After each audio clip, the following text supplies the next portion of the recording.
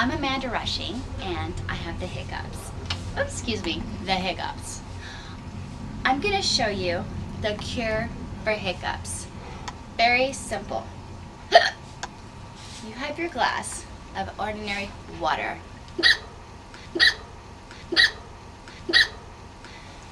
Instead of drinking your glass like you would right here, don't do that.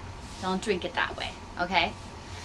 You're gonna drink it from the opposite side, okay? So that means you have to bend over, hold your nose, and drink it as long as until you have to stop, until you have to breathe, okay? Here we go.